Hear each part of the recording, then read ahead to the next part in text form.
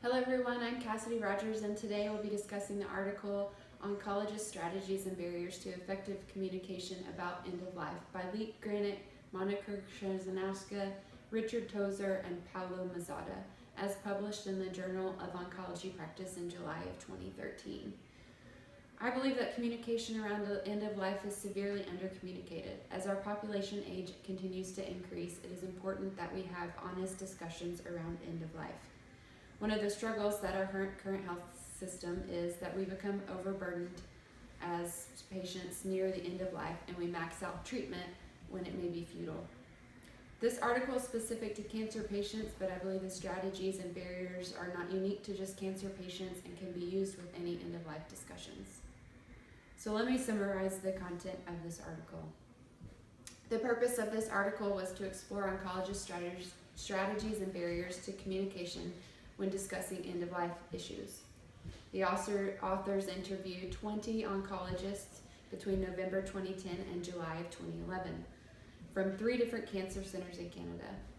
All the oncologists were interviewed by a trained psychologist, and their interviews were recorded for data collection. The authors then used the grounded theory, and themes and sub-themes were identified. Several themes emerged. They identified end-of-life communication strategies, and they were: 1, communicating because of physician responsibility and obligation. 2, open and honest communication, what is relevant to the patient. 3, ongoing and early conversations. 4, treatment goal conversations. 5, balancing hope and reality. 6, taking cues from patients.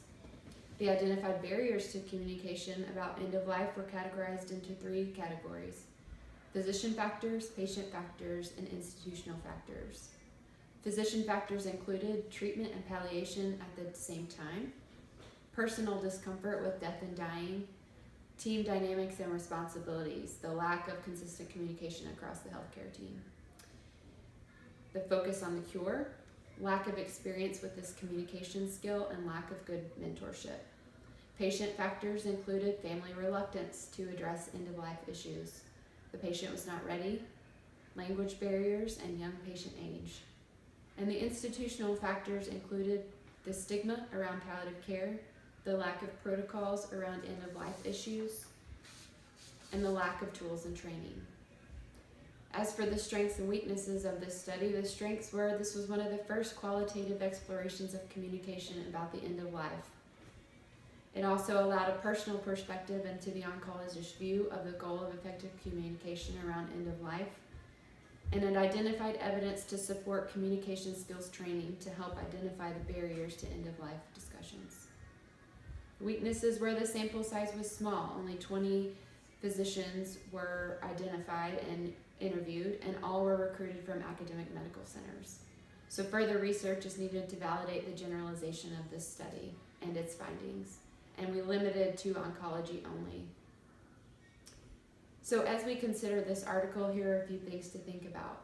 Is this article applicable beyond the setting of oncology? How, as a healthcare leader, could this change your discussions around end of life? How does this article support the discussions as we've learned from our textbook? And do you agree that there's a stigma around palliative care in an end of life discussion? To conclude, the authors of this study set out to understand barriers and strategies with end-of-life communication. The study took a qualitative perspective to help readers understand personal reactions and discussion concerning end-of-life communication. As we approach the end of life, it is important that we communicate in open and honest ways so that our wishes and plan may be understood and revolve around the quality of life and not the quantity of life. I will close with a quote by Dalvoir: "Be brave enough to start a conversation that matters." Thank you.